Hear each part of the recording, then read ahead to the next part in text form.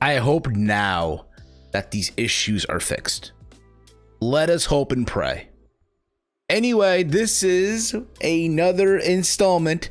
Take fucking three. This is once again another installment of Around the Point for November the 1st, 2020. It is Steve. Yes, it's getting chilly again over here in the Northeast, and I guess around the country as well, if you will. I hope all of you are safe, are doing the right thing. I hope all of you had a wonderful Halloween, however it was that you spent your Halloween. For me, it was just another day at work, if you will. I saw the UFC fight from last night, Anderson Silva and Uriah Hall. And then I watched the big boxing fight between Gervonta Davis and Leo Santa Cruz to end my Saturday night. And then I went to sleep, woke up this morning, went to the gym, then went to work. Like at my job today, we had a grand reopening. But yet we've been open this whole fucking time. I know we've been remodeling shit, but they decided to call it the grand reopening. We have a hot food bar now, like a buffet, if you will, which I question because we are still in a pandemic. But hey, it is what it is. The ribs were amazing. The fried rice was banging. But hey, it is what it is. I hope I'm coming off good now. I really, really do. If you will. He's back. Yes, I am back. Michael Corvin, Dave Sack. We are here. Tell your friends, tell everyone we are here. We're back, if you will. And let me tell you, it's crazy right now what's going on. It's November 1st, but more importantly, 2 days from now, it's the big election. And they're telling you, this is supposedly the biggest election in the history of the country. That's what they're telling you, right? And depending who you listen to, they're telling you this guy is winning right now. There's someone else telling you this other guy is winning. I'm seeing two different types of rally / protest, if you will, right? I'm seeing a rally where there's people, a shitload of people, crowded people all together like they're in a sardine can, if you will, with no mask on. Then I see rallies where people are in their cars. They're safe, what have you. It's crazy. It's fucking crazy what's going on right now. I'm going to vote on Tuesday the old-fashioned way. I am not doing the mailing ballot. I think that's stupid. I think it's dumb. I know people have been voting already, if you will, but I'm going to go on November 3rd.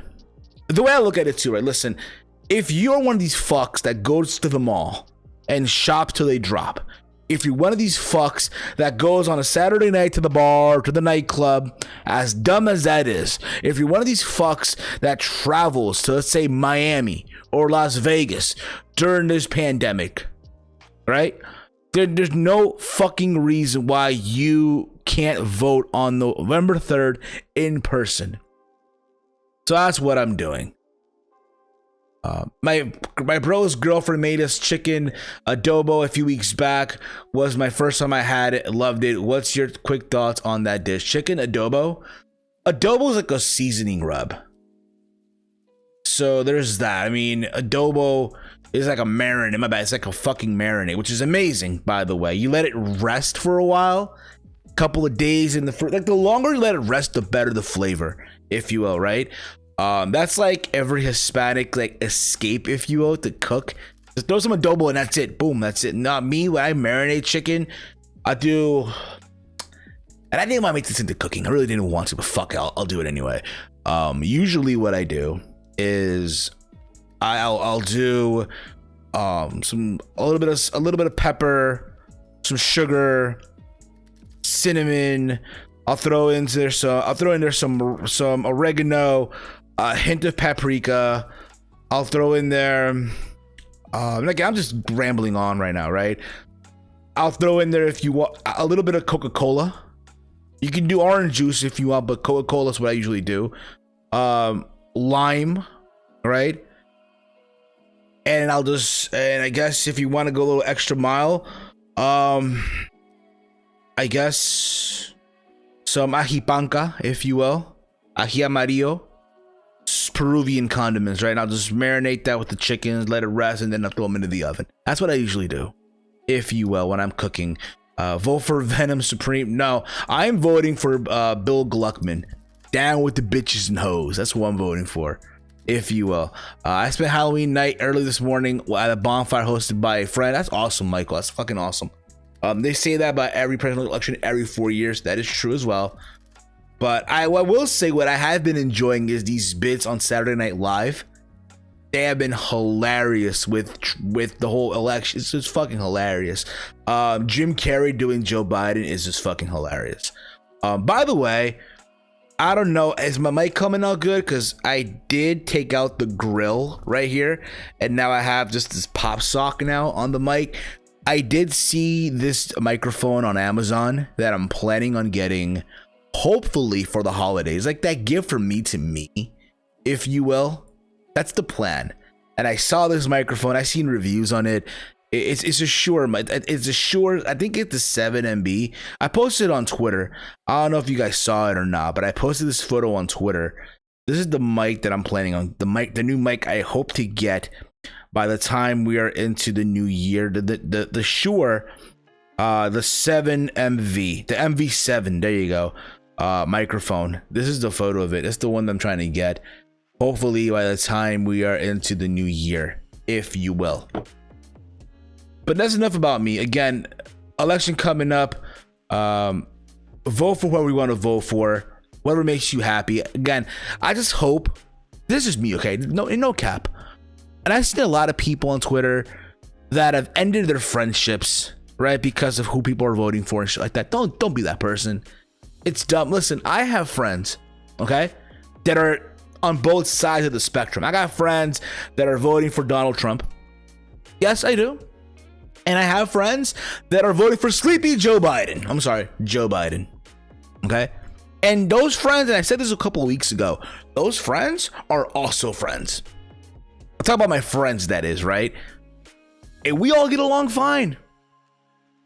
And again, I hope all of you out there, if you are one of these people that ended your friendship because of politics, I hope once this election is over, and whoever wins, whoever fucking wins, okay? I just hope that you can reconcile with your friends. Because to end years of friendships, years of memories, and all fun time because of politics is ridiculous. It's fucking ridiculous, okay? Just a heads up, Kanye West did make it onto the ballot for vice president for the Independent Party. Crazy he made it that far. That's crazy. That is insane. But again, I'm voting for Bill Gluckman. Down with the bitches and hoes. If you get that reference, you're fucking awesome. You are fucking awesome. Again, if you're new to the channel, hit the subscribe button down below. Give the video a big old thumbs up. Share it through social media. We are on the road to 2,000 subscribers. I said this last week. For my Hell in a Cell review and for the review of Bound for Glory, those two streams I felt like were my best streams of the year. Literally, my sub numbers went up. We're trying to continue that path. I did say, and I do mean this shit. Once we're at 2K subscribers, I will be doing a giveaway. I don't know what it is gonna. I don't know what's gonna be yet, but I'm doing a giveaway. Likely be wrestling related. By the way, also while you're at it too, and I keep promoting this shit because I'm also into that transition, go follow me on Twitch, okay? Please guys, go follow your boy on Twitch, twitch.tv/HeelSteven. If you notice the Heel Steven on Twitch, there's 2 3, there's no E's. The 2 E's, if you will, are been replaced by 2 3's. Follow me on twitch.tv/HeelSteven. As you see right there on the screen, links in the description. I play FIFA 21. I'm doing Ultimate Team. And I gotta tell you, it is so fucking addictive. And listen, yes, just a heads up, guys. I will be playing more games as we move on with this whole thing on Twitch. Yes, I will be doing, hopefully down the road, some Call of Duty. Even though I'm kind of ass in it, but hey, it is what it is. I'll be doing, I guess, GTA or Grand Theft Auto, what have you. I will be doing UFC eventually. But right now, the wave that I'm with right now is FIFA 21. I'm doing Ultimate Team. I might go live later tonight once the stream is over. I know OK Fabe is right now live. I think he's doing Mario Kart or Mario something, which is cool as well. All right, cool as fucking as well. But there's that. My weekend, again, work. I did see last night Anderson Silva's final fight against Uriah Hall. It hit home with me, if you will. So there's that. And I did watch later on that last night, the boxing fight, Gervonta Tank Davis versus Leo Santa Cruz, the knockout of the fucking year. Holy shit. Gervonta Davis is a fucking monster right now. And don't sleep on Leo Santa Cruz as well. Leo Santa Cruz is a hell of a fighter. They went to war last night. But Gervonta Davis with the uppercut, like he had, like his hand was possessed with power that is beyond this fucking universe. And he just dropped. The way Santa Cruz dropped. And I encourage you guys, go watch the clip. It's on my Twitter. I put this on Twitter. And just see the knockout for yourself. Holy shit. The way Santa Cruz dropped was just, oh my fucking God. You literally thought someone died in the ring. Okay? And then I'm wondering, there's nothing that could top that. And then I watched earlier today, because yes, I did watch this earlier today. I watched Walter defend the NXT UK Championship versus Dragunov. Elijah Dragunov. I'm butchering the guy's name. I'm sorry. That shit was just, oh my God. Listen, seeing Walter chop Dragunov hurt me. And I'm sitting right here in this office / room. And it hurt me. Seeing Dragunov getting chopped by Walter. Matter of fact, Walter just chopping people, period. Just, you just know that shit had to hurt. You just know, like, yo, that should be fucking, Damien, it's in the description box. The link to my Twitch is in the description box, brother. All right? Links in the description box to my Twitch. Okay? So there you go with that. But holy crap, the way Walter just chopped Dragunov, and Dragunov held his own too in the match. It was a fight. Fuck that. It was a fucking fight. And granted, I don't watch that much NXT UK. I know I should. I know people that do, but I just don't, because again, I just don't have time I don't have that much time anymore for wrestling. I just don't, as I would love to. So there's that. But that was just fucking insane what I saw the other night. Literally today. Again, I didn't grow up. It felt like something that you see in Japan. Granted, it took me back. And again, I wasn't around for the time of Antonio Inoki. I wasn't around for the days of Stan Delariat Hansen or Big Baba or Bruiser Brody. I wasn't around for that time frame or that era, if you will. Yes, I have New Japan World. I can go back and watch, but I'm just one lazy motherfucker, okay, at this stage of the game. But y'all listen to me anyway. But it brought me back to that era, that match between Dragunov and Walter. And again, if you're gonna watch it, but it's like the most stiffest match I've ever seen in WWE this year alone. You could easily put this as for match of the year. The one little thing that I'll say, my little critique, if you will, and I thought this was cheesy as shit. They have this thing where I guess the notion is, okay, they're in the studio, the BT studio in London, right? There's no one in the crowd. There's no one in the fucking crowd, okay? There's no one in the crowd, okay? Nobody in the crowd. And you hear fans. Like, yes, WWE will pump out the audience audio for, I guess, from 2K20, 2K19, what have you, right? But it comes off so fucking cheesy. It really, really does.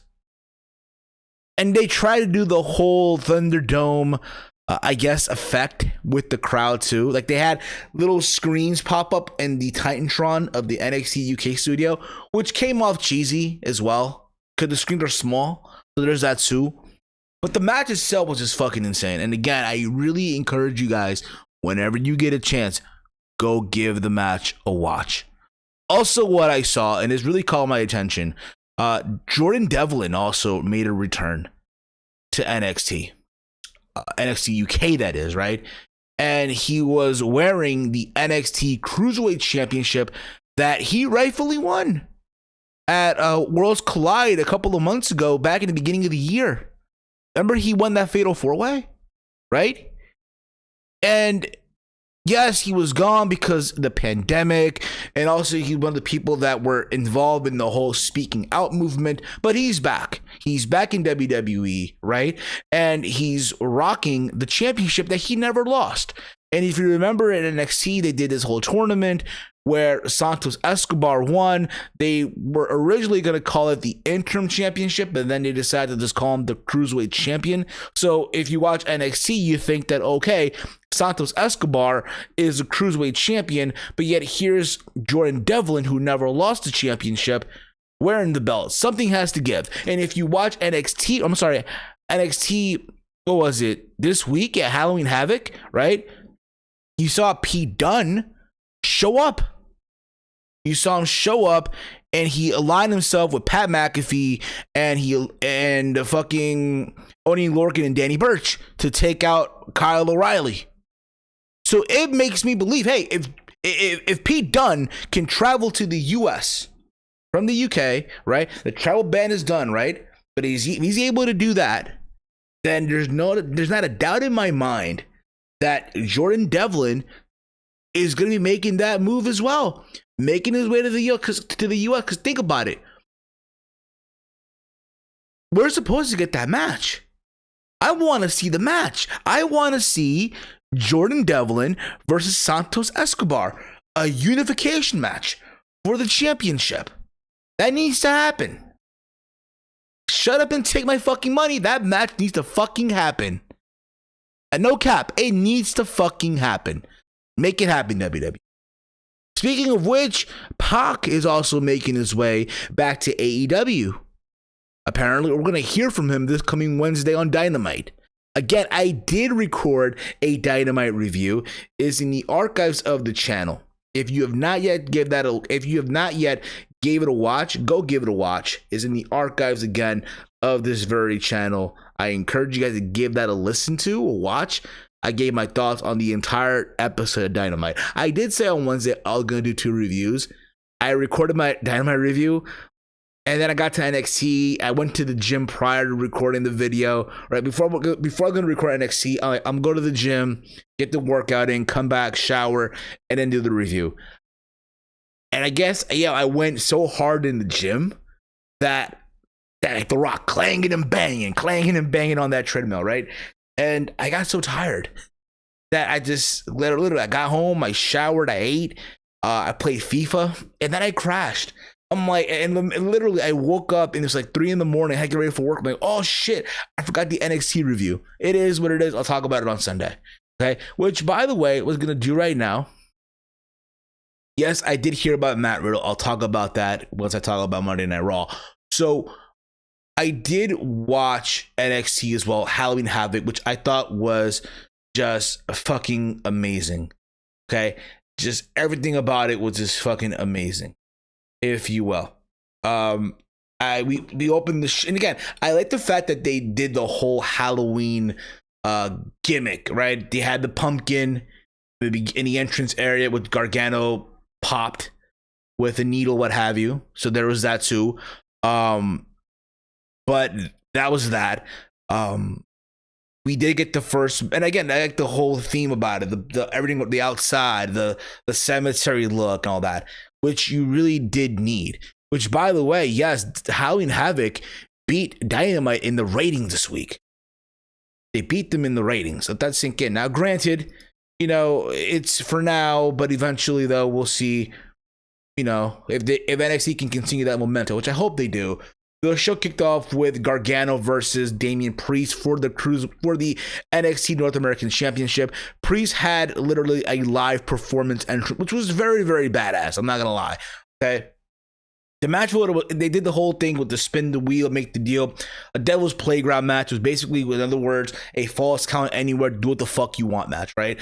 And for what it was worth, it was a good opener, a good fucking opener. Both guys literally went out there, they gave it their all. They were wrestling by the wheel, right? And some guy in a screen mask showed up, assisted Gargano, gave him I guess like what do you call that? The plaque for where they put the engraving of the tomb, whatever, right? And he hit Priest over the head with it, and he just went flying, right? He fell off the little stage, whatever. And then he got pinned for the 1, 2, 3, and Gargano becomes the 2-time NXT North American champion, the only 2-time North American champion. So that was, again, a good opener. I knew that one of the Garganos were going to win. I just didn't think it would be Johnny, but hey, it is what it is. Some will say that this is it's kind of too soon. Why are we all of a sudden, you know, why are we having Damian Priest drop the title right now? Which it makes because it's kind of weird. It is kind of weird if you ask me, but hey, that's just my humble opinion. But there was that. After this, we had, back to the notes here, we had Pat McAfee come out with Oney Lorcan and Danny Burch, and he's basically talking about the Undisputed Era. He poked fun at the IWC. And again, you know, some would say that it's rightfully deserved, including what happened on Friday. Yeah, the tombstone. There you go. What do you think? Who do you think screwed over Priest in the Scream mask? I think if I'm to pick one right now, I would say Austin Theory. I think that, but we'll get into that as we get close to that as well. But yeah, Pat McAfee poked fun at the IWC, the Internet Wrestling Community. Cringeworthy, but he poked fun at them, and you know what? Considering the reaction of people on Friday night with Aaliyah and Murphy, which I'll get into in a little bit too, don't you worry. Rightfully so, man. Pat McAfee, cheers to you, my friend. Cheers to you. That was just worthy. Holy shit. Out comes Kyle O'Reilly by himself because, again, all the other members are out, right? He talked about what was this dude's name, yeah? The guy that got hurt a couple of weeks ago. Someone in the chat help me out. The dude's name that got hurt. I should know it right now, but I don't want to say a fucked up name right now or just butcher the shit out of it. All right? Someone in the chat help me out here. The dude that got hurt a couple of weeks ago. I know it's sad. Ridge Holland. There you go. Ridge Holland, right? He was supposed to, I guess he paid Ridge Holland and Ridge Holland got hurt. So there was that. And you kind of feel for him in a way. But there's that. Kyle comes out. He's by himself. Then out of nowhere, out comes Pete Dunne. And this new in shape Pete Dunne, right? All that vegan power, what have you, right? He hands Kyle a chair. And then next thing you know, he hits Kyle O'Reilly, aligning himself with the new tag team champions and Pat McAfee. This just screams War Games. I really hope that they can bring out the two cages. The two rings in one cage. I know they're in the CWC. I know Solid Monster calls it the COVID Wrestling Center or the Capital Wrestling Center, if you will. I hope they can bring out the two rings in one cage. It'll have to be in the Thunderdome. That's the vibe I get, but we'll see what happens. But that's the War Games match when you think about it, right?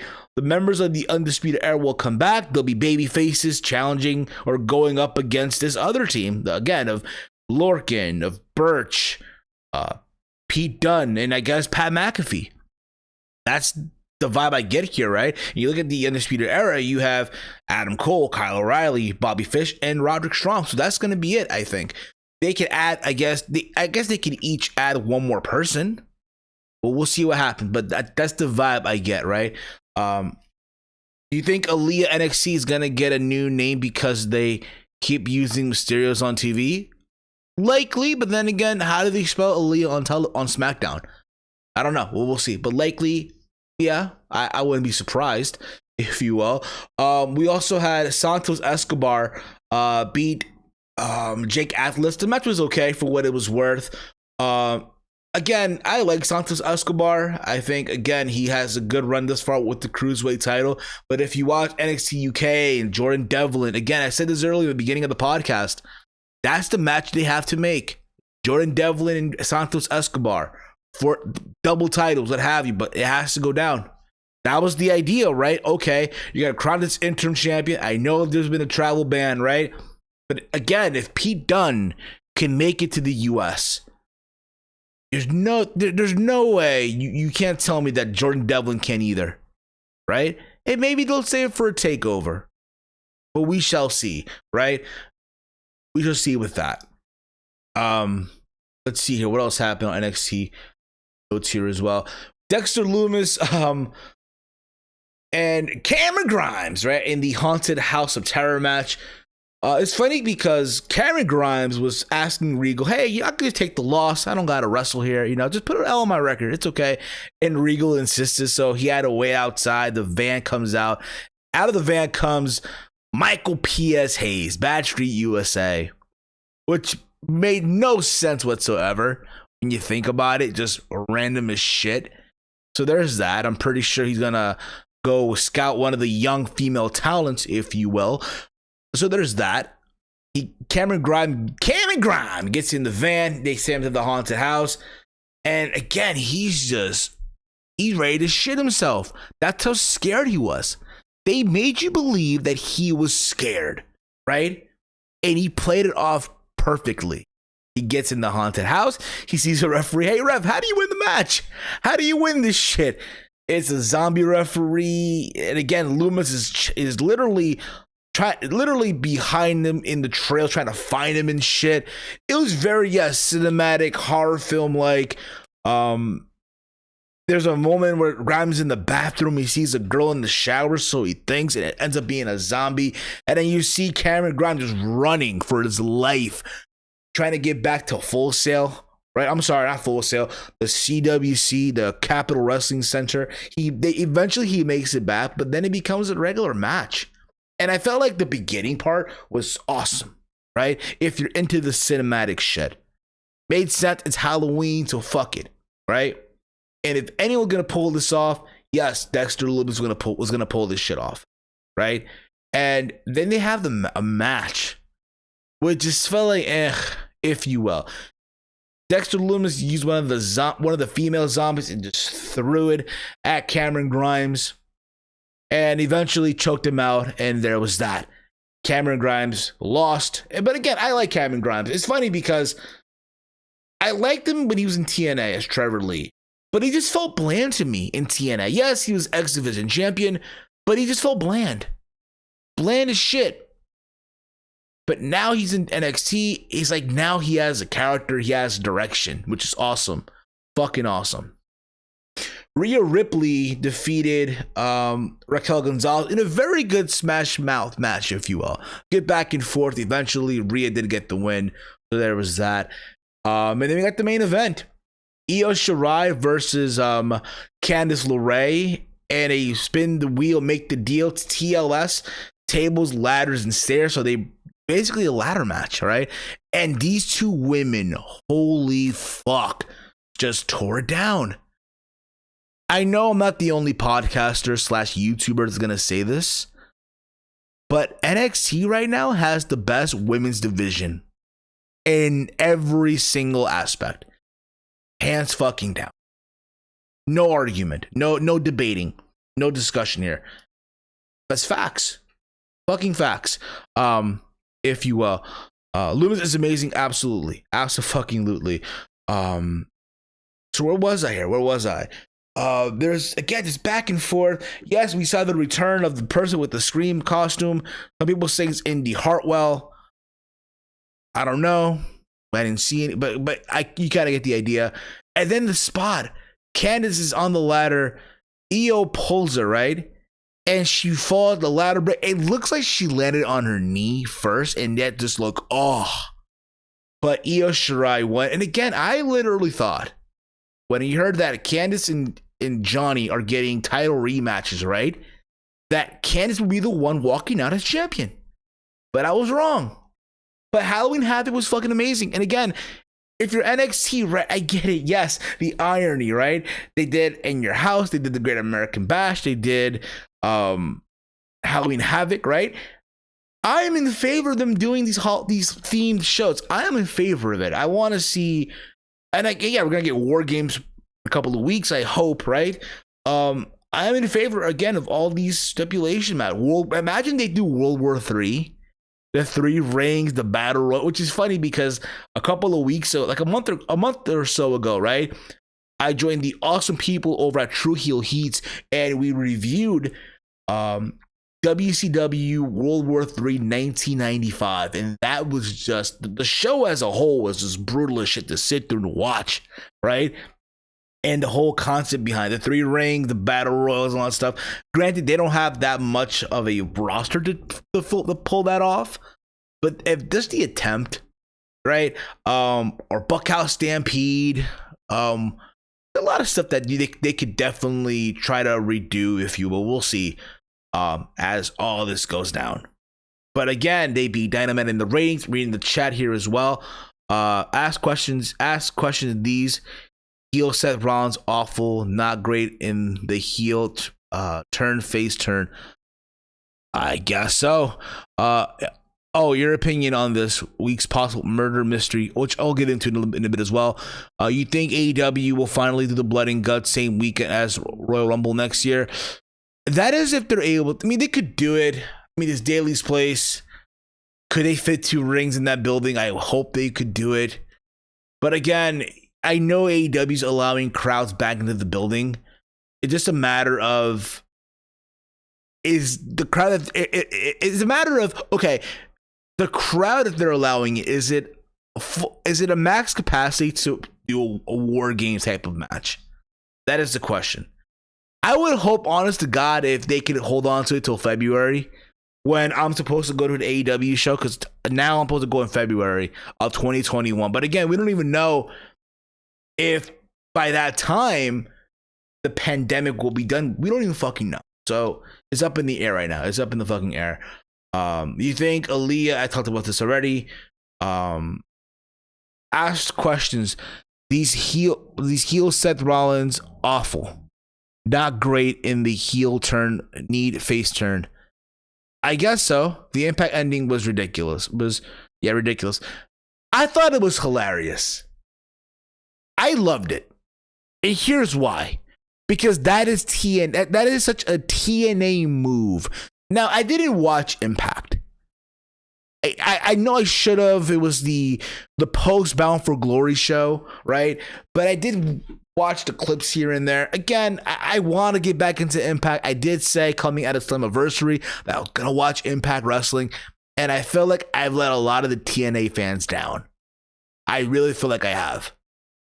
But I'm sorry, sitting through Impact is difficult to sit through, especially when I don't have Access TV.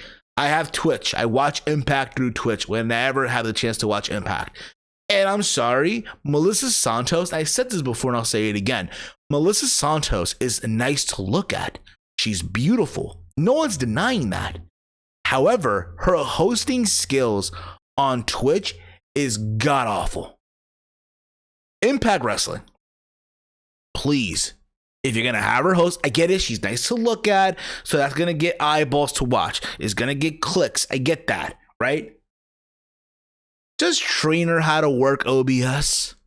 Can we not do that?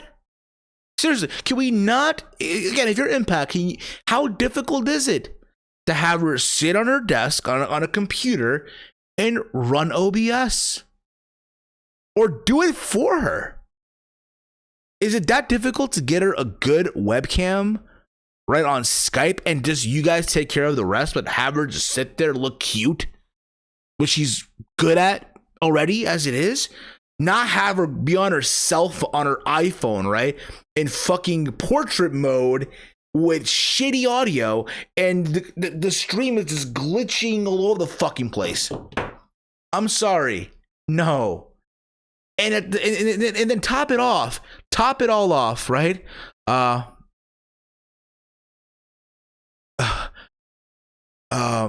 it all off, right? Top it all off. You have Josh Matthews and Madison Rayne, who are god awful on commentary. I'm sorry. And I said this before, I'll say it again. There's a bunch of people out there that are on the independent scene right now that do a better job than Josh Matthews and Madison Rayne on commentary, that would just kill for the opportunity. If it was up to me, and I know they're under contract, I guess, to this other organization, I would have Joe Galley do the interview, do commentary for Impact Wrestling and the dude from MLW. If it was up to me, of course. But again, it is what it is. COVID ain't going nowhere, bro. It's been almost a full year of this shit. Some Europe countries are doing lockdowns again. Yes, and don't be surprised if we're next. Do not be surprised if we're next. And you know what? Let it be. Listen, nightclubs, and I kind of talked about this a couple of days ago, a couple of friends of mine's. Nightclubs have no reason to be open. Hell, Newark, New Jersey, the biggest town in my state, are doing a 8 o'clock restriction. So at 8 o'clock, all the non-essential businesses are closing. All the restaurants that do indoor dining close the dining room at 8 o'clock. There's still takeout, right? The bars close at 8 o'clock. Hoboken, which is another town in Jersey where it's like the nightlife, what have you, right? Which is like 10 minutes away from New York. The nightclubs, the bars close at midnight. I'm sorry. Nightclubs should not be open, period. I'm sorry. There's no reason. And again, I have a lot of friends that have gone to the nightclubs, right, during the pandemic, and I've seen them post stories on the gram.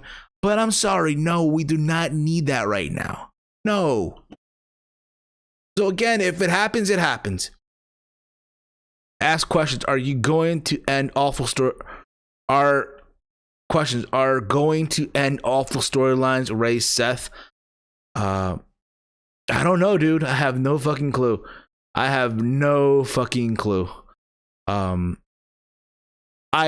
fucking hate COVID with the passion. Don't we all? Restaurants should be curbside or pickup only. Yes, but at the same time, again, depending who you talk, here in Jersey, right? Jersey was the state. Yes, at one time, New York and Jersey were the epicenter of COVID-19. And then out of nowhere, you heard that, Jersey is probably the only state that was handling COVID correctly. We were kicking every other state's ass, right? They allowed outdoor dining and all that stuff, right? So that was cool. But then what happened was, now if you hear on the news, there's over 1,000 new cases every fucking day. Hospitalizations going up. And it's one of those things. Also, what makes it worse, people that live in Florida or in Arizona or all these COVID hotspots are moving over here. So that makes it even worse. But again, I don't want this to just be about that. Americans are just stubborn. Our government is failing us as wearing a mask can only help so much. And that I agree with. Wearing a mask can only help you so much. I'll say this too. To me, 6 feet ain't enough. But that's no here or there, okay? That's no here or there. Yes, I did watch the whole Johnny Bravo thing. I know people talking about that earlier, right? He got shot at a wedding angle, right? They shut the lights off. Yes, it comes off hokey. I get it. But it's hilarious, though, because that's TNA for you. It's Impact Wrestling going back to the roots of being LOL TNA. And you know what? I'm fine with it. You know why? Because it's going to lead to something. It's going to lead to something. Put it this way. When Broken Matt Hardy happened many, many years ago, right? At first I hated it. It was dumb. It was stupid. But then they made it work. And look what that became before Matt went back to WWE and Jeff and all that stuff. So there's that. Keep that in mind, okay? So yeah, and then he saw Tommy Dreamer, who shot Bravo and stuff like that. So we'll see what happens. We'll see how that ends up going and shit. Eric Young has also been amazing. Yeah, I'll say that too. You know what I mean? But back to Impact real quick. What I did see also was Rich Swann wanting to fight Eric Young, which to me made no fucking sense. You beat him at the pay-per-view, right? So now you have Rich Swann barefoot trying to pick a fight with Eric Young, and he beats him. Like, bro, what the fuck, if you will. So there's that. Moving on here. Let's get into this whole Twitch thing. Okay. Yeah, this is crazy right now. This is just fucking insane what's going on. So apparently WWE is in the process of shutting down Twitch and Mixer streaming channels owned by several superstars, and Cameo accounts are also being deactivated. So remember a couple of weeks ago, there were talks of WWE wanting a piece of the pie, if you will, from all the talents that are using Twitch and Cameo with, I guess, the likeness of their characters in WWE. So what everyone did, then, you know what, fuck this, we're going to use our real names. And now WWE wants, I guess, part of it still, to the point now where they're telling talents that, hey, if you want to do Twitch, that's fine. But if you are going to use Twitch, we're going to tell you when to stream, how to stream, what you can put on these streams. And if you continue to do so, it's going to be on your, I guess, your down pay, if you will. And Styles apparently, I guess he shut down his stream or what have you. This is what Styles basically said. This is, I guess, from Styles Cloud. This is, I guess, his Twitch handle, what have you. At everyone, I want to thank you all for the great memories on Mixer and Twitch. I will cherish these memories, and I love everyone. I love every one of you that have made this possible and supported me. As many of you know, WWE is making some changes that involve streaming. We will see what the future holds in that regard. With that being said, I will be suspending Styles Clash.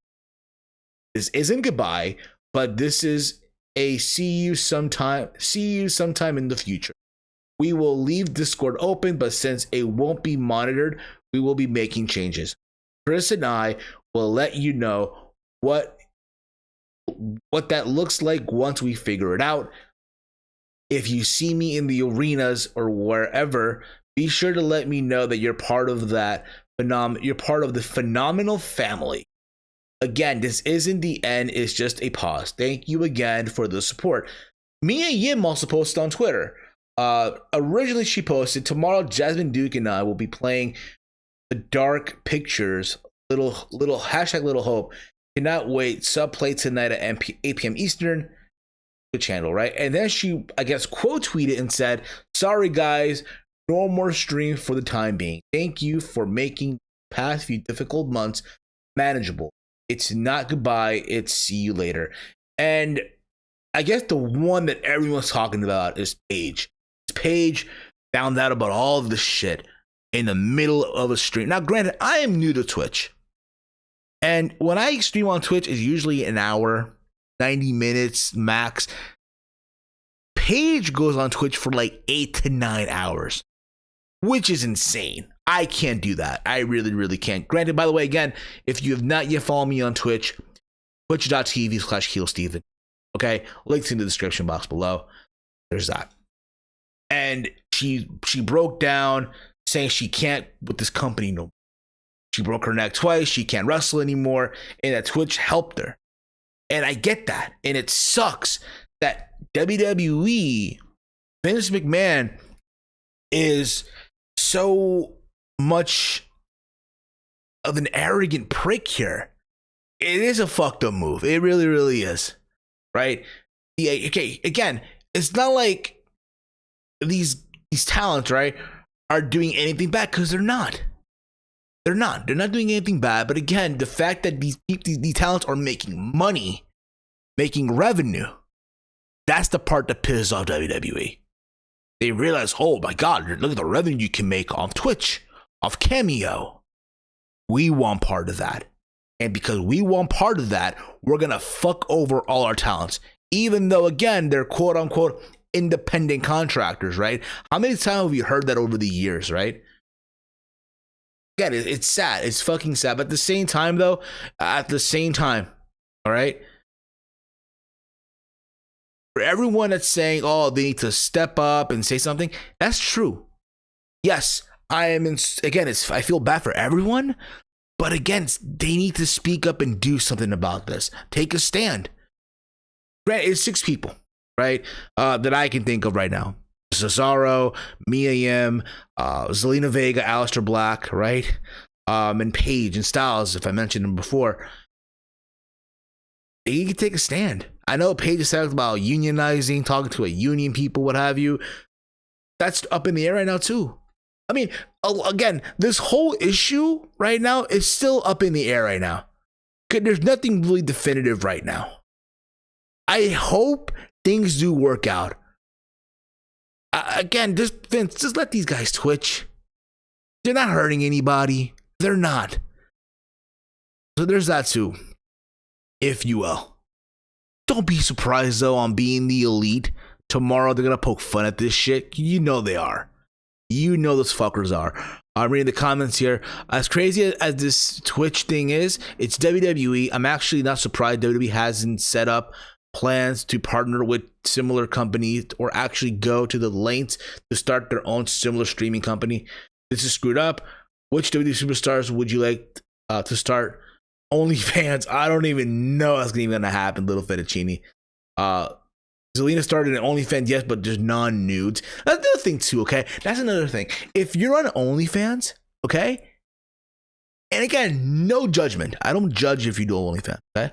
But if you're on OnlyFans and you're not getting naked, what the fuck are you on there for?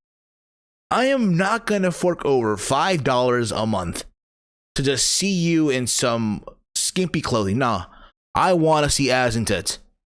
I want to see coochie, if you will. And again, I don't give a fuck if you're doing cooking videos, even though I tease the idea of doing an OnlyFans for cooking tutorials. I've been trolling that idea to friends to laugh and shit. But the point is, though, I've seen people's OnlyFans where they're teaching how to make a grilled cheese sandwich.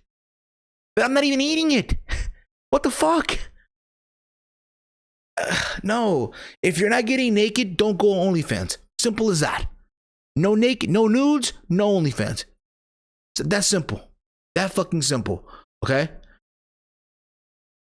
WWE still mad about Tout? I guess so. I mean, were they behind Tout? I think they were. I think they were behind Tout and it never worked out. So there's that too. Whatever. So there's that. Where was I here? Where the fuck was I?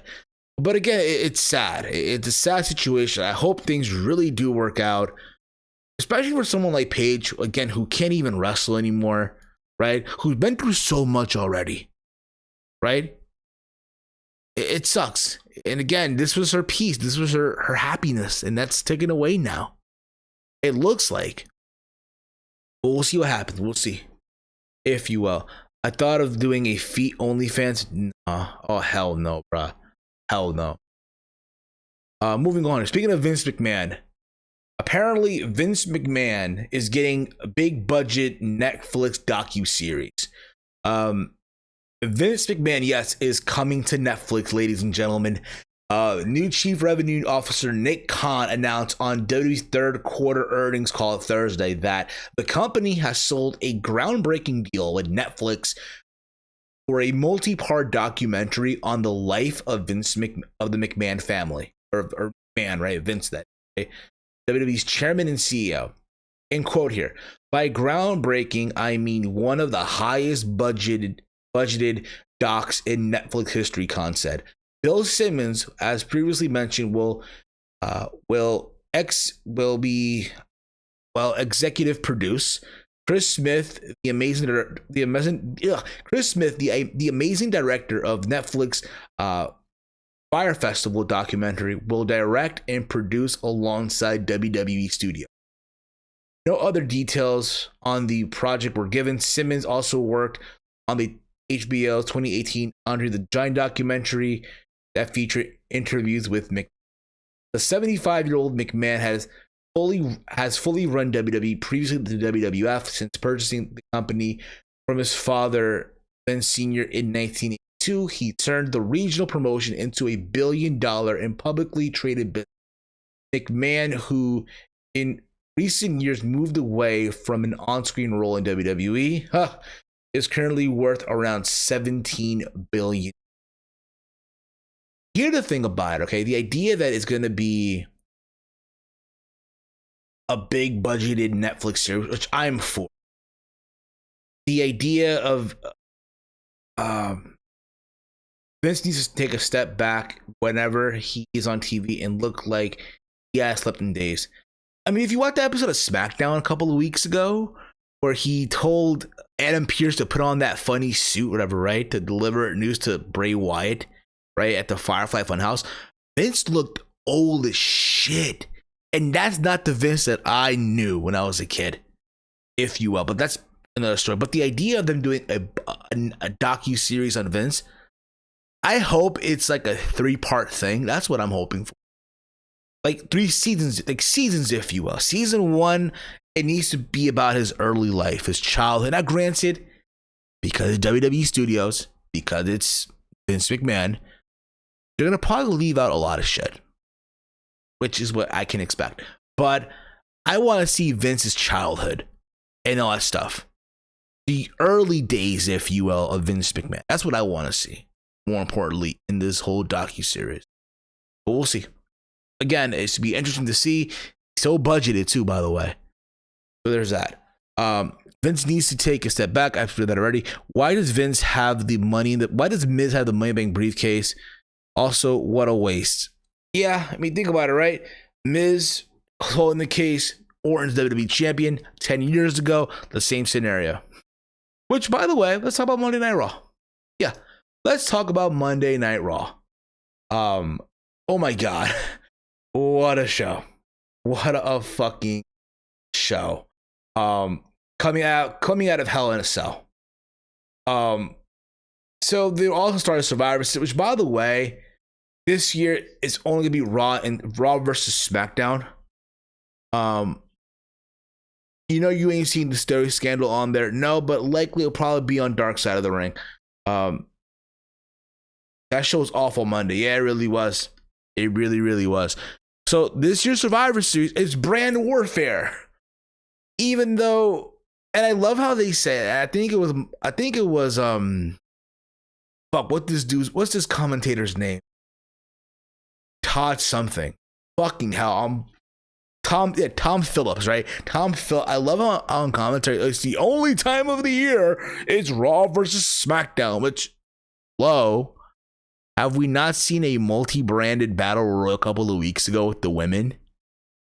Weren't some of these people all of us at one time part of the SmackDown brand or the Raw brand? Now all of a sudden they switch brands. What world are we in right now? I don't even fucking know. But it's so corny when they say it. Such a goofball thing to say. And let's point out the elephant in the room. Where's NXT in all this? Remember last year NXT was a part of the Survivor Series and now they're not. And I get it. I totally get it if you're WWE. Hey, you guys couldn't beat AEW in the ratings every single week. As a punishment, you're booted from Survivor Series. I'm kidding. I'm just gonna, again, it makes no fucking sense, but it is what it is at this point in time. I keep on saying that. I know it is what it is. I keep on saying it. Can't help myself. Take a shot every time I say it is what it is. Okay.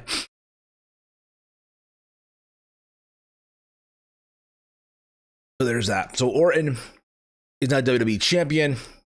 Lana will go through a table tomorrow. They should move the draft back into June. This 1 month before Survivor Series doesn't make sense. I agree. 100% Chief. 100% I agree with that. Where was I here? Here we go. And again, what I find kind of corny though, that the men have to qualify for matches, right? To be part of Team Raw. Meanwhile, the women They just announced who's going to be on the women's team for Raw. Like it's nothing.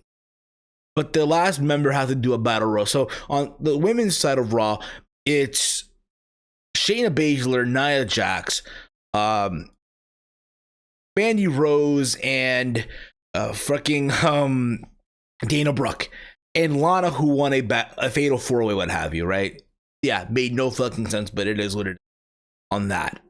I keep on saying it, god damn it, yeah. I just can't help myself. But there's that. But yet the men gotta fucking go through matches and qualify. It's so fucking stupid. Okay, Jeff Hardy versus AJ Styles went at it one-on-one. We've seen this on SmackDown how many times? Here we are on Raw seeing it. Styles had Jordan Omoben play a role as Styles' bodyguard on the outside, but Styles outlasted Hardy in a very solid TV match. After the loss, Hardy was attacked from behind with the guitar by Elias, which, by the way, tomorrow on Raw is going to be Elias versus Jeff Hardy in a guitar and a pole match. Bro, I gotta tell you, bro, this match, bro, will give you the ratings, bro. I gotta tell you, bro. Vince McMahon, bro, is gonna give me my jaw back, bro. He needs me, bro. He's gonna see this match, bro, and he gonna call me back, bro. He gonna bring me and Ed Ferrara back. We're gonna fix Monday Night Raw, bro. I gotta tell you, bro. It's every day, bro, with the Vinny Russo swerve, bro. The guitar on a pole match, bro. It's gonna bring the ratings, bro. I wish, bro, honestly, bro, I really wish, bro, that I wish, bro, that this match was on a Wednesday night, bro. I wish Monday Night Raw this week was on Wednesday nights, bro, so we can compete with that AEW Dynamite, bro, and show you all that this match, guitar on a pole, can be anything from the AEW side, bro. I gotta tell you, bro, I can be honest with you, bro, if you will. Universal Truth hit number 1 on iTunes. Is not that bad. I don't know. Yo, bro, when are you twitching again? Hopefully this week, dude. I've been out of it, but JD should be head of creative writer. Oh, God, don't say that. I mean, I'm cool with JD. Good guy, but oh my God. Do you want him to have a fucking heart attack? Do you want him to go bald before the age of 45? I'm just saying. Do you think bringing back the bragging rights cup will make Survivor Series? No, because no one gave a shit about bragging rights when it happened. So there's that. Was I here?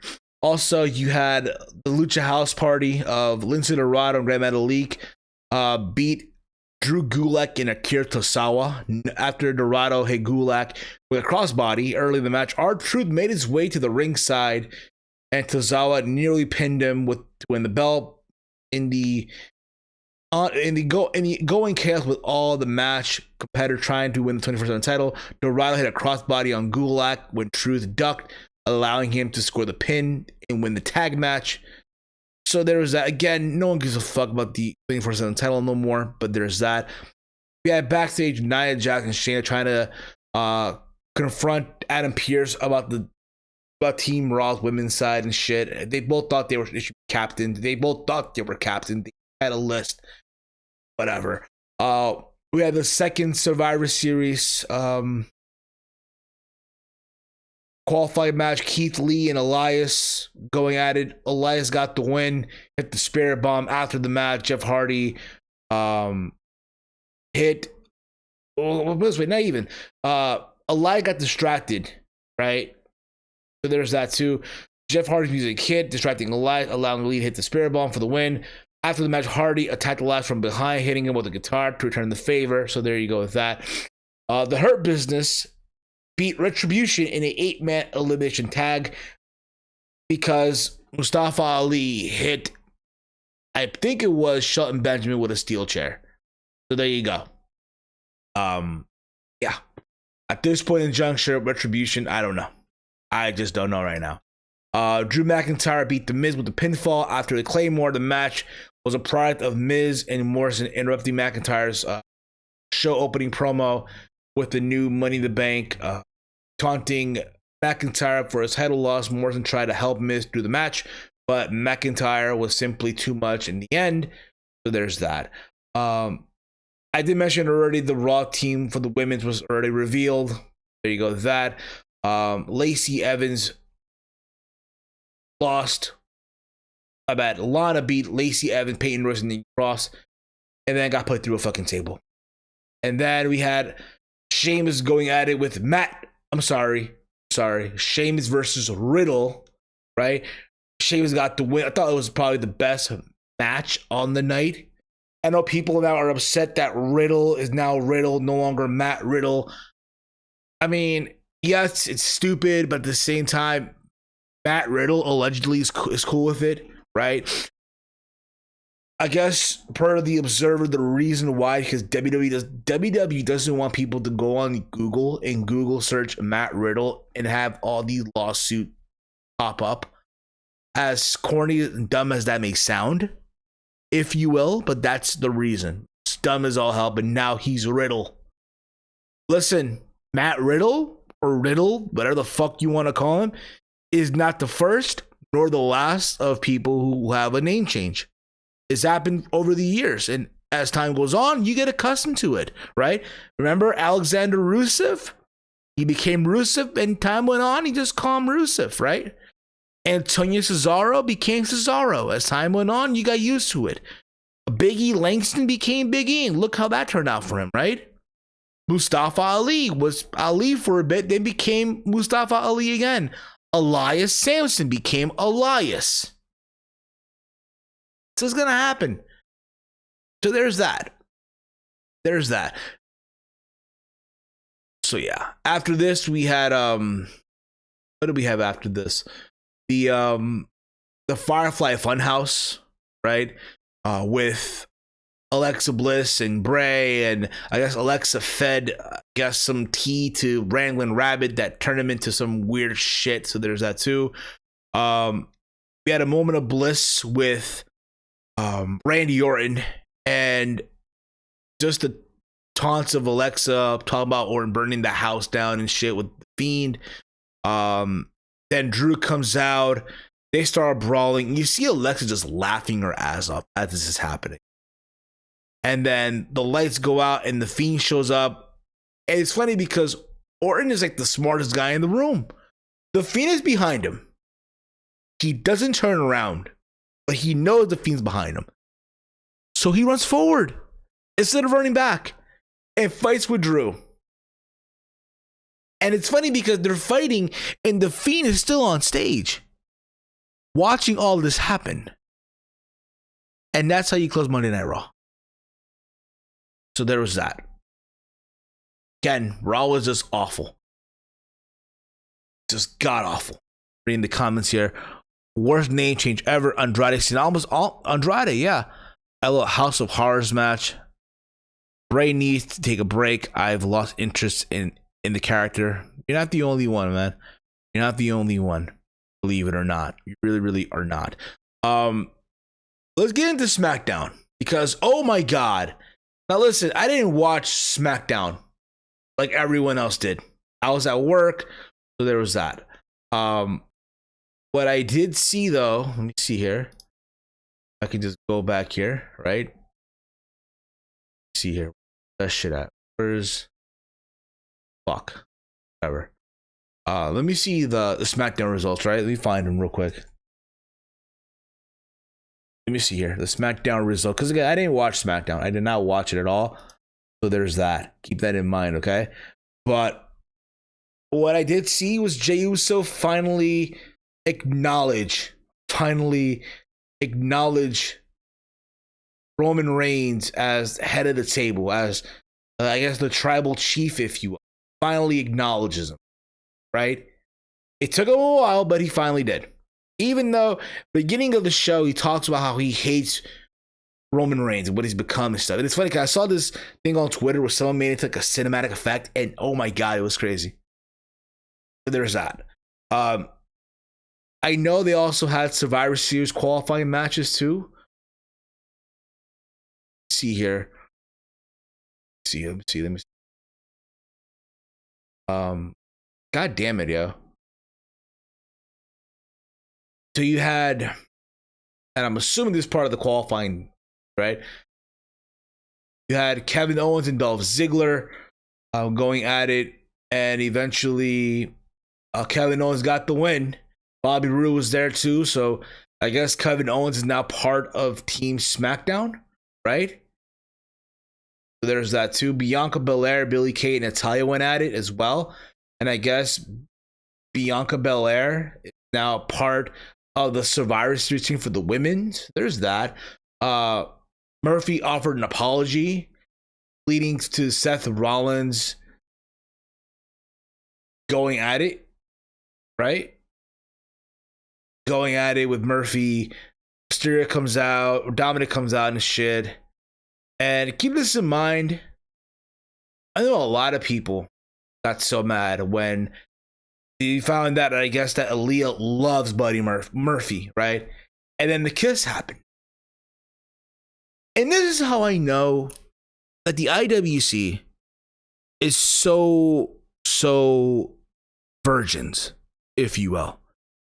The amount of people that were so mad about 32-year-old Murphy having some type of affair or something with a 19-year-old Aaliyah.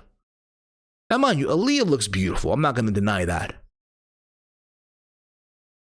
But people were so angry about this, not realizing that it's completely fucking legal. It's completely fucking legal. Yes, Murphy's 32. Aaliyah's 19 years old. It's legal. Yes, is it cringe? Will people frown on it? Yeah, likely. But holy crap. The people that were so upset about this, that's how you know. Just the virgins in the community that have never seen a naked woman live in person, only through the internet or through OnlyFans, if you will. But here's the thing about it, okay? This is what I see happening. Yes, Aaliyah may love Murphy, but you didn't hear Murphy say it back. You didn't hear him say it back. I wouldn't be surprised if this is all a ruse, right? Where Murphy at the end screws over Aaliyah. Okay, let's be honest here, okay? Listen, let's be honest here. I'm 30. Okay, I'm gonna do this example right now. I'm a 30-year-old man. I don't look 30. I get told that. I get that said to me a lot. You don't look 30, but yes, I am 30 years old. Okay? When I look at a 19-year-old chick, right? Or even 18, I don't look at a woman of that age as someone to settle down with or to have something serious. So you know what I think of when I look at a girl that's 19 or 18 years old? Holy shit. Imagine that girl sitting on top of me, rocking my shit right now. That's what I think of. And there's nothing wrong with that. 9 times out of 10, younger women in the ages of 18, 19, and hell, maybe even 20, prefer older men. Just the way it is. Whether you hate to admit it or not, just the way it is. Just the way it is, bruh. Like it or not. It's black or white. There's no shade of gray. Why? I'll give you the example too. When I was 19 or 18, the girls that I liked that were 18 and 19 never gave me a chance. Never. Because they preferred older men that were in their mid-20s, right? Maybe late 20s, 30, what have you. It is what it is. Because A, they had their own car. They had their own place. They have money. Put the pieces together to that puzzle. That's just the way that it is. But oh my God, the people that were so upset about this, it's sad. It is fucking sad. But you know what doesn't help this at all, though? My only critique about this shit, what doesn't help this at all, what just brings us down for me, besides the internet reacting to the way that it did, if you go on Aaliyah's, when you go on Aaliyah's Instagram, right? And you see her post photos of her and her real life boyfriend. Cause yes, Aaliyah Mysterio, right? If I could just find her page here, okay? If I could just find her fucking page. Aaliyah. Fucking hell. Oh my god, yo. Hold up. I know dumb. Okay, let me see if I can find Aaliyah's Instagram right now. Oh my god. Hold up. It has to be here. It has to fucking be here. Okay. 1 second here. 1 second. God damn it. God damn it. Here we go. It has to be here somewhere. God damn it, yo. What the fuck? Here we go. Here we go. You go on Aaliyah's Instagram, okay? What doesn't help is that she's posting photos with her boyfriend. This is her actual boyfriend. Yeah, lucky guy right there? That's her real life boyfriend. Yes, that dude is her real life boyfriend. It doesn't help that she goes on social media and posts photos with her boyfriend and shit. Knowing that on television, she's in the love angle with Murphy. Right? And I get it, it's all acting. And I know that she's being used in WWE to be an actress. And yes, she's beautiful to look at. And yes, you know, again, I'm 30 years old and I look at someone like Aaliyah who's 19, and all I think about is her. Imagine her getting on top of me, sitting down in reverse cowgirl. To be honest, if you will, just the way that it is. That's simple. People getting angry about this. Why? Fucking hell. I'll tell you this, but today's fan base would shit on Vince McMahon's affair with Trish Stratus on television. They would. Don't tell me they wouldn't, but they would. You know damn well they would. This is why, and again, I don't mean to come off like I'm shitting on a fan base, but just the way that it is right now. Everyone that complained, I'm sorry, but you made the community look bad. Oh, it's not right. It's fucking illegal. It's not like Chris Hansen is gonna come out to Murphy. Hey, how are you? Why don't you have a seat right there? So, how old are you? 20. Try again. Who are you here to meet? Aaliyah. And how old is Aaliyah? Again, you kind of get the idea. That's not gonna happen because, again, she's an adult. It's fucking legal. Ray didn't teach her about kayfabe, basically. Yeah, facts. I'm 32. The last girl I was fucking with only just turned 21 this year. No problem. People are angry because this storyline is getting stale as fuck and it needed to end. Yes, you've seen the memes with different WWE angles. They had kissing in it. Aaliyah and Murphy, 12-year difference. Ric Flair kissed Becky 31. Ric Flair kissed Becky 31 years and no one said a thing. Facts, bro. Thank you for reminding me about that. Thank you. You had also the Street Profits versus Nakamura and Cesaro. You had Dawkins get the win. I know they're gonna go at Survivor Series as Dawkins is Street Profits versus the New Day.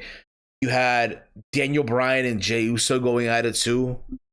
That's where Jey Uso got the win, and now Jey Uso is part of the Survivor Series team. And then he attacked Daniel Bryan to prove his point that he is now aligning himself with Roman Reigns, which is awesome. Also, speaking of which, the Survivor Series is going to be Roman Reigns versus Randy Orton. Now, you know damn well that match is not going to happen. You just know for a fact it's not. Also, you have Sasha Banks going at it against Asuka, which we've seen before, but whatever. I'll be honest, Survivor Series, I am not looking forward to. But I'll watch it anyway, because tradition. Speaking of pay-per-views, I'm going to talk about this right now. This Saturday is AEW's Full Gear. I will be watching because I'm off that Saturday. Unless things change, I'll keep you posted. But the plan is to get the guys back together for one giant review. I'll talk about the guys myself, obviously. We're going to have Walter, Chase, and Big Mike. Normally, our reviews of AEW are probably one of my favorite things to do on the channel as far as pay-per-view reviews go, because it goes all over the place. It really, really does. And also, the reaction of these AEW diehards get so emotional and bitchy when we review these shows. So there's that too. So again, keep you posted as the days goes on. If you have questions for me real quick, drop your questions. I'm going to try to stay live for 10 more minutes if you have questions for me, and I'll answer them. If you will, do a quick little Q&A, okay? Roman versus Goldberg, maybe at the Royal Rumble. I don't see why not. I'm actually predicting the Hurt Business to take the belts before Survivor Series. Maybe so. Full Gear looks extremely stacked. Yeah, I said that too. If you will. Some people don't like it, but hey, it is what it is. Okay. I'll also do a prediction video, likely on. I'll probably do a predictions video for Full Gear probably Thursday. I'll have it up on the channel before that. So again, if you're not yet subscribed to the channel, hit the subscribe button down below. Give the video a thumbs up. And again, it's crazy that the stream took 3 attempts to fucking get done. But yeah, I don't know if you noticed or not, but the grill on the microphone is gone. I now have this little pop sock, if you will, which is now like a pop filter for the microphone. But I am planning, and I said this early at the beginning of the podcast, to get a new microphone for the holidays, from me to me. I posted this on Twitter literally a couple of days ago. This is the microphone that I'm trying to get for the holidays. That's the microphone. I'll try to get focus on the phone here. God damn it. If you will. But that's the mic I'm trying to get. It's the Shure MV7. That's the mic I'm trying to get. It's an XLR, also USB mic, which usually what I use, a USB. And I've seen reviews for this microphone. Fucking amazing. Fucking amazing. Quick topic. Where do you see Thunder Rosa signing going? Oh yeah, about that.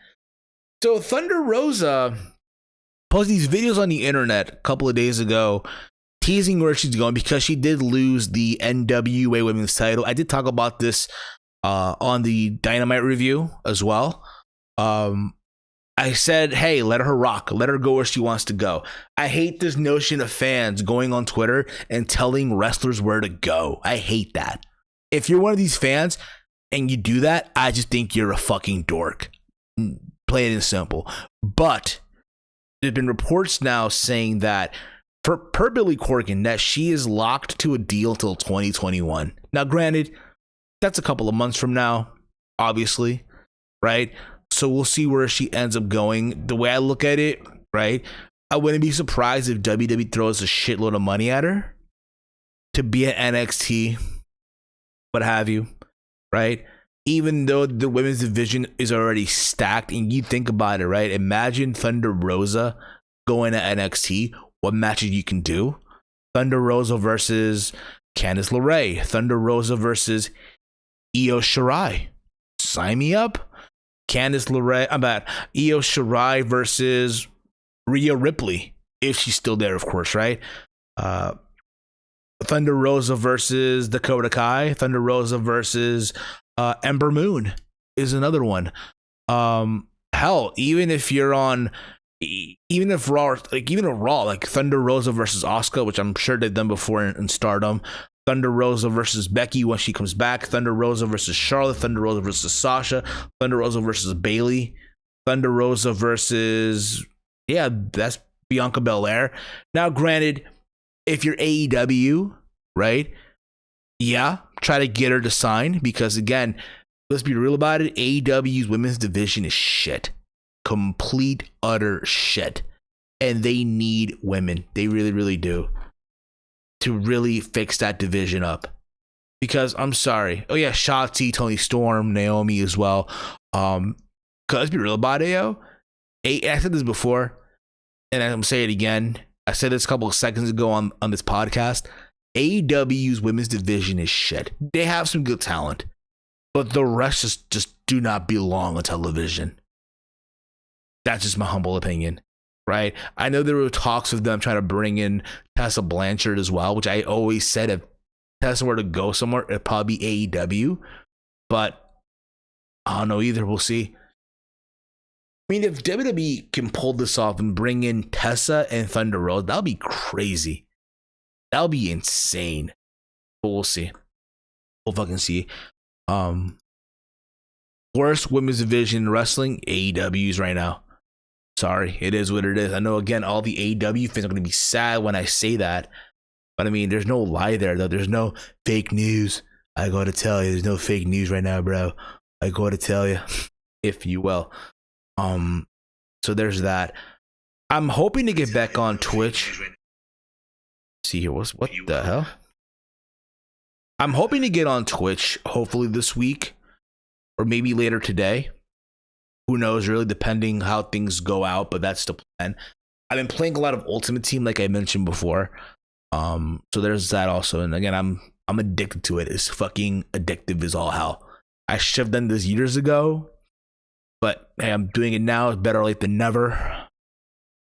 There's that, if you will. Let's see. Again, guys, if you have questions for me, drop them in. I'm going to try to stay on for like the next 5 to 7 minutes, what have you. So send in your questions right now, if you will. So there's that. Also, there's possibility that we might bring back the throwback. I got to talk to Big Mike. That's in the discussions as well. Get back to reviewing retro pay-per-views and all that stuff. So there's that. And it probably will be video format, us on camera. So there's that too. I know on Twitch, you can, I guess, do commentary. And maybe, just maybe, we can bring the throwback over to Twitch and we can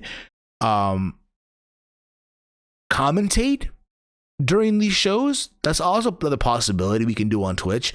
I know Queen of the Ring, Alex. She was part of she was at one time with Wrestling with Regret, doing the SmackDown reviews. Awesome channel, by the way. Go subscribe to her if you have not yet. I'm pretty sure you all now know who she is by now. Okay, I said this to Alex when I met her at Takeover Brooklyn 4 a couple many years ago, when she was just starting on YouTube, that the future of the YWC, right, is going to be in good hands with Alex.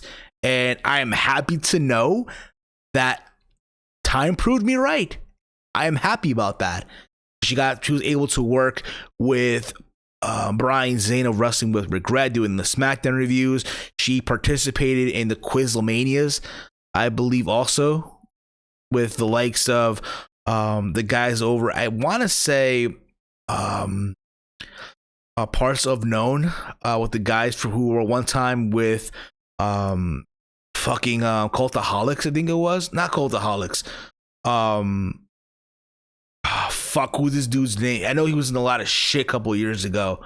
Adam, there you go. I think it was Adam. From the people that were at one time from What Culture, right? And all that stuff. And I guess now they have their own channel and all that stuff. So again, awesome people. Awesome fucking people. Do you watch One Piece? No.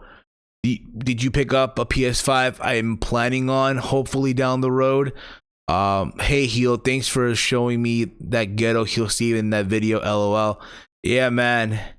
There you go. Do you watch One Piece? No. Your opinion: since Charlotte won the Royal Rumble and challenged Rhea Ripley, should NXT partake in Money in the Bank and be a future cash-in option?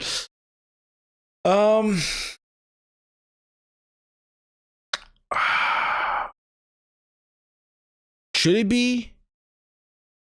Meaning you have to have women from NXT partake in the match too. If you were to do that, I would rather be at WrestleMania, not it be on a pay-per-view itself, but there's that.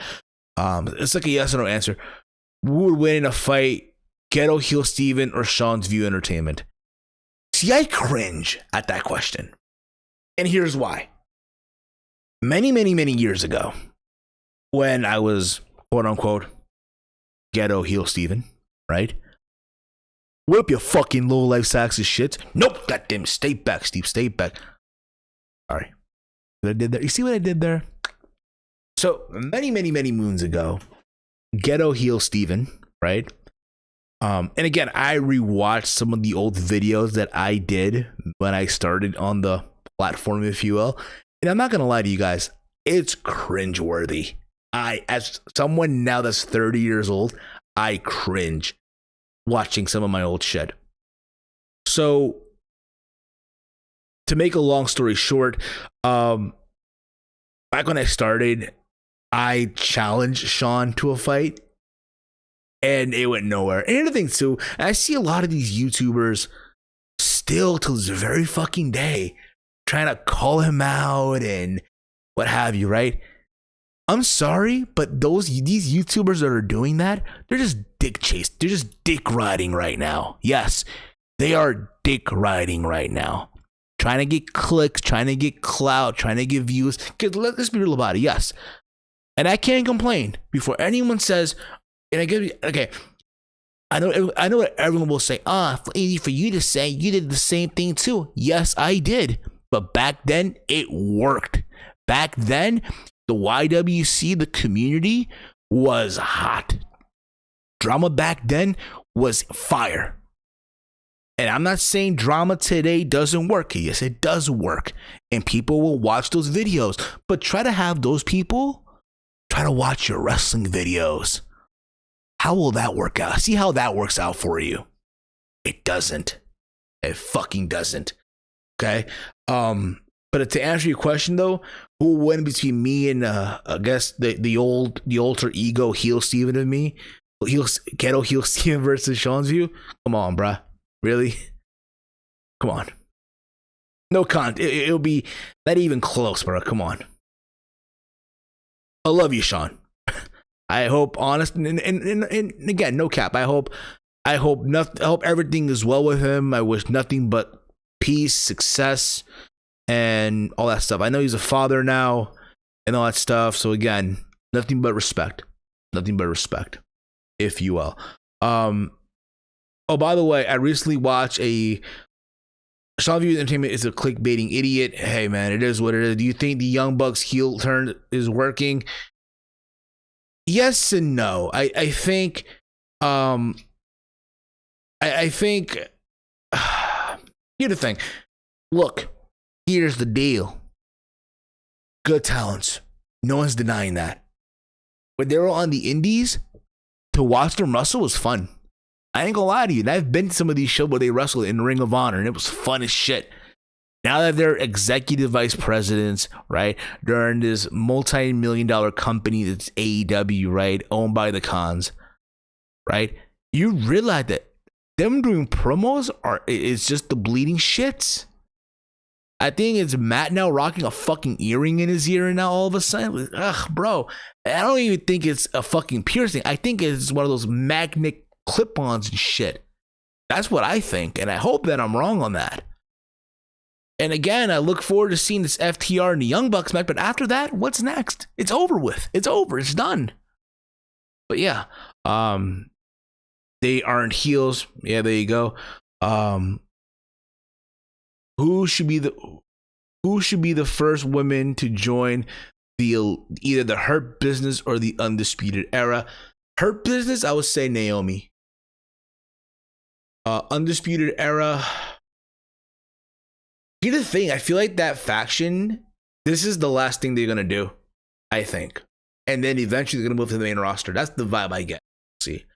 But if they weren't though, I would say Toni Storm. Why not? Why not Toni Storm? Oh, by the way, I recently watched a Polina Productions YouTube video claiming Sean's View as a legit reliable source for wrestling insider news. Oh, did they really do that? Did they really? Here's the thing, I don't hate Sean. I don't. But to sit there and say that he's a reliable source, I laugh. Shame on them. Shame on them, seriously. Speaking of wrestling journalists, right? And I'm gonna post on Twitter. I was really gonna post on Twitter, but I found out that a certain wrestling journalist that a lot of podcasters, a lot of YouTubers use as a reliable source, right? Mind you, I haven't even mentioned this person in over a fucking year. Over a fucking year. And I found out that I muted the guy. But this individual has yours truly blocked on Twitter. Has me blocked. Now, mind you, again, I haven't even mentioned this person on my tweets or anything like that in over a fucking year. We had that incident on fucking Mother's Day of 2019, by the way. He picked a fight with yours truly on fucking Mother's Day of all fucking things, yo. Keep that in mind as I'm mentioning that, all right? Keep that in fucking mind. I'm trying to find the damn thing right now to show you guys that I'm not capping when I say this shit. I am not fucking capping, okay? He picked a fight with yours truly on fucking Mother's Day of all fucking days, yo. This is hilarious to me, though. God damn, I can find it right now. Here it is. God damn it. God damn it. Here we go. Here we go. You all might know who he is, by the way, but this dude right here. Yeah. That guy blocked me on Twitter. I haven't even mentioned this guy in a year. It's just crazy. Does not do research. Hey, CM Punk still hasn't been on Raw, so he's not reliable. Best Halloween candy or worst Halloween candy? Best Halloween candy for me. I'm Peruvian, so it has to be this chocolate bar called Sublime, but it's a Peruvian chocolate bar. It's basically the Peruvian Hershey, right? Worst Halloween candy, black licorice, or Twizzlers, if you will.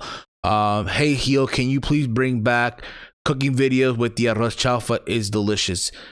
I'm hoping to. Again, the reason why I haven't done cooking videos like I would want to, because now that I'm 30, the idea of me cooking and recording at the same time it's difficult, if you will, right? And again, I hate being that YouTuber that has to ask someone to record. I'm more that DIY, do it myself type of person. I now have my own kitchen. Technically, it's under my name. We have a new kitchen in my house. Technically, again, that whole thing is under my name. So technically, it's mine. I'm just hoping to get the right opportunity to do so. And again, I have a lot of these ideas that I want to do. So there's that as well. Okay. Who would have won at Survivor Series last year if they did triple threat between the Fiend, Brock Lesnar, Adam Cole? Surprisingly, I would say somehow Cole would steal the win with help from the UE. Brock Lesnar, hands down, would have fucking ragdolled Adam Cole. Will you start doing vlogs? I was in 2016 for a while. I was doing vlogs, like if we're talking like Casey Neistat type of vlogs, if you will, or the Sammy G vlogs. I was doing that. The thing is, though, it's commitment. You gotta do it every day and all that shit. And one thing with me, and again, as I got older, I realize this now, and I don't want to come off like I'm procrastinating shit, but it's just laziness for me at times. Believe it or not. So there's that too. But we'll see. Again, anything is possible. Favorite rappers of all time. Of all time, Tupac, Biggie, Big Pun, Action Bronson, Eminem, Nas, Jay-Z. I know I should. Oh, but they beat the one time. I know, but still, I like them all. Currently, right now, is Action Bronson, if you will. Pop Smoke is another one. May he rest in peace. I know a lot of people should not like this person because what he allegedly did. Tory Lanez. To me, I said it before and I'll say it again. To me, Tory is an R&B artist, not really a rapper. I think there's more money with him as an R&B artist than a rapper, but that's just me. Okay. Favorite rappers of, okay, I'll answer that question. Favorite heel in wrestling. My favorite heel in wrestling, Vince McMahon. Fuck that. Vince McMahon. Mr. McMahon character. Do you think a mashup of Io Shirai and Geo theme would work? You're gonna have to ask your boy. Oh, that dude. You got to ask him. I have no idea. I have to listen to it. Who could probably make that work is your boy. Well, that guy, if you will. Any mumble rappers you like? Mumble rappers I like? I'll listen to some stuff, but it's not like my cup of tea, if you will. Future, I guess. Trippie Redd, I guess another one. Tekashi? Snitch 9? I don't know. Top 3 Denzel Washington movies. Oh shit. Oh man.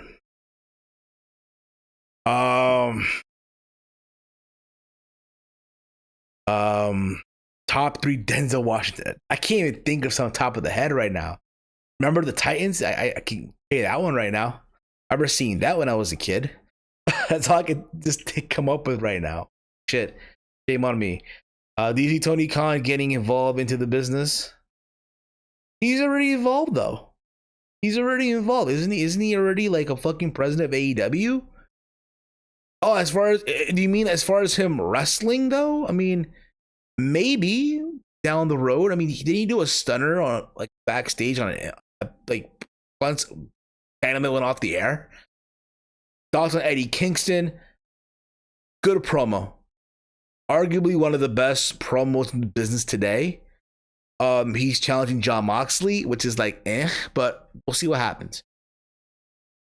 Favorite movies with wrestlers in them. Spider-Man 1, Macho Man Randy Savage, Bonesaw. Scorpion King with The Rock. The Wrestler, because it was filmed in my town in Jersey, not so there you go. That. Yeah, man. That again, guys, if you have more questions, feel free to chime them in. I'll stay on for like at least 10 more minutes. 10 more minutes. We'll stay on, all right? 10 more fucking minutes. Do you see Tony Khan becoming a character on TV? That's what I mean. Maybe so. You just never know, bro. Just never know. Anything is possible, man. I wouldn't be against it though. I wouldn't be against it. Hey, Heel, can you remember that video of the guy? Okay. Top 3 or top 5 2020 matches from the no crowd era that would have gotten a great live crowd reaction if COVID didn't happen. Walter versus Dragunov from Takeover for NXT UK. I would say there's one of them. That's one. Big E versus Sheamus from SmackDown, that fucking street fight that they did. And I guess more for the moment, not for the match. More for like the moment. Fucking Otis and Mandy kissing. Bailey and Sasha. That's another one too. Orton and Edge. That's fine. That's another one. That's a good awesome mention. Hey, Heel, can you remember that video? That guy who got whipped over $20?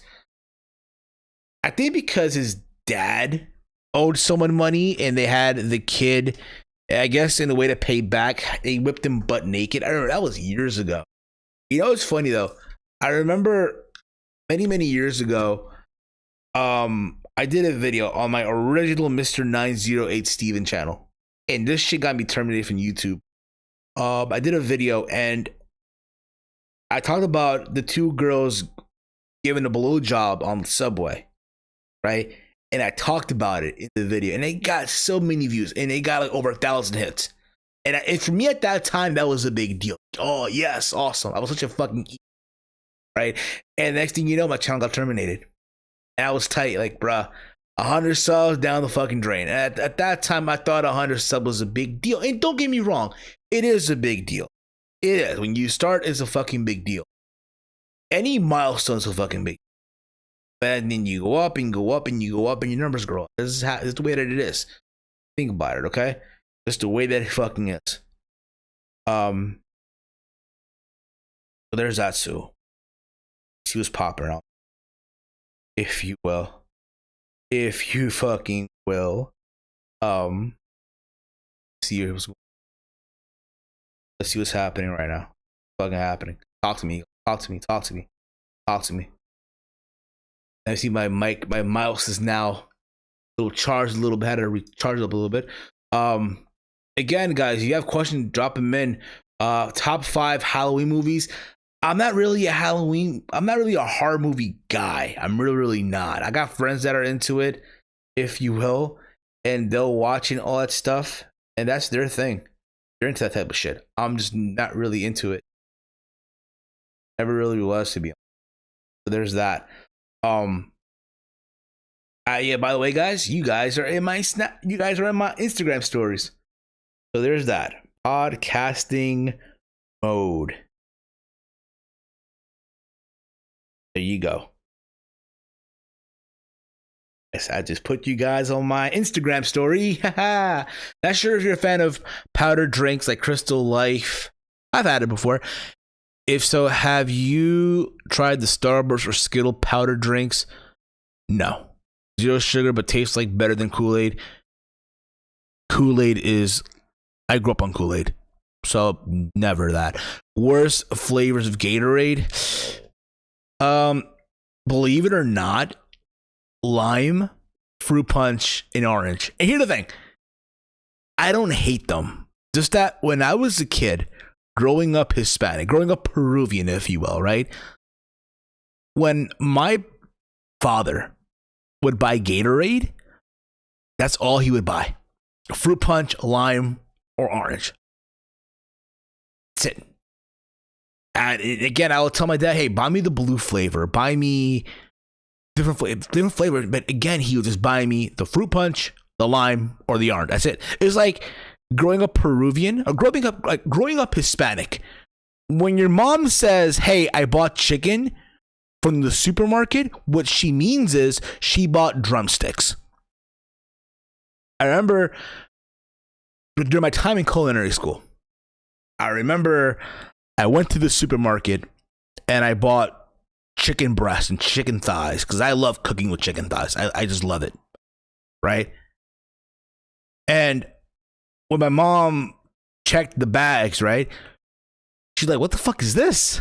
I'm like, yeah, mom, like there's different parts of the chicken that also, it's also amazing. Like the chicken breast, the airline breast, if you will, right?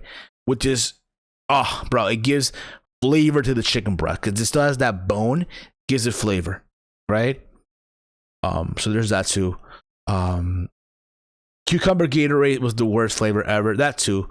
What, really? Yeah. And again, I don't hate fruit punch. I don't hate lime like that. It's just that I grew up on it so much that whenever I go buy Gatorades, I buy, this is actually my favorite one, believe it or not. This is my favorite one. The raspberry lemonade. That is my favorite Gatorade flavor, believe it or not. I love this. This is G2, but I love it. Right? Especially, right, on late Saturday nights, right? Put some ice with that, with some vodka. Oh, chacho. It's over. It is fucking over, if you will, right? Bruce Buffer's voice. Also, speaking of which, I also watched on Thursday the Bellator fight between Gegard Mousasi and Douglas Lima. Oh, man, what a terrible fight. Also, Jake Hager won, right? But he looked gassed out. I'm going to say this right now, right? Jake Hager in MMA is just a straight tomato can. I'm sorry. He really, really is. Stick to wrestling, bruh. Arctic Cherry is my flavor. That's a good flavor too. Yeah, Heel, that video where the two girls were giving head was disgusting. Top 3 worst Raws of the year. There was one in 2019. I forgot the date Catch you up next time. All right, peace out, little fettuccine. Thank you for coming in, bro. I appreciate you as always, man. Appreciate you as fucking always. Worst Raws of the year. I have to go back and to think about that, but the one I remember was last year. I remember Sol Monster. It was so bad he did a Raw review as an extra, where he just went off, and I have it on my old phone. But it was that bad, though. It really, really was. Oh my god, I'm hungry. I'm hungry as shit right now. So there's that too. There's that. November 26, 2018. Okay, that's one of them. There's one of them, I guess. Anything that I didn't cover that I feel like I should just mention right now? I don't know. I don't fucking know, but we'll see. Anyway, okay. It is now 11:40 p.m. after the 3 attempts. Do you think they will release WWE 2K21? I would hope so. Under the new engines that are coming out for the PS5 and Xbox and all that stuff, I would assume so. You ever see that video of the pastor Kenneth Copeland thinking that he can blow away COVID-19? Yeah, I did, and I laughed my fucking ass off. COVID-19, I blow you away. Anyway, listen. This week, again, I said this at the beginning of the podcast, is an important week. I hope all you guys are going to go out there and vote. Whoever you vote for, I don't give a fuck. Whoever you think will make you happy, awesome, go for it. At the end of the fucking day, I said this also, I will be voting this Tuesday in person. I am not down with the mailing ballot shit. Nah, fuck that. And I said this before. If you can go to the mall and shop, if you can go to these nightclubs and party and shit, then you know what? You should be able to go and vote. Just saying. All right. Did you vote? I'm voting Tuesday. I'm going to go and vote on Tuesday right after my morning job. So there's that. Anyway, guys, this was awesome. I thank you guys again. This was a fun stream. I mean that. This was fun as hell. I appreciate you guys. All of you that tuned in tonight, I fucking appreciate all of you. I've had a shitty week. I really, really did. And you guys made it fun for me. And again, the stream from the last two streams from last week, the fucking Hell in a Cell review that I did live, the Bound for Glory review that I did live, I refound this passion again, believe it or not. And again, we're on the road to 2,000 subscribers. If we can get there before Thanksgiving, that'll be fucking awesome. And again, I am going to be doing a giveaway once we're at 2,000 subscribers. Likely wrestling related, but we'll see. Okay, but that's the plan. So again, what are you waiting for? Hit that subscribe button, hit the bell icon to be notified when I go live, when I upload a video, and all that stuff. Also, follow me on twitch.tv/HeelSteven.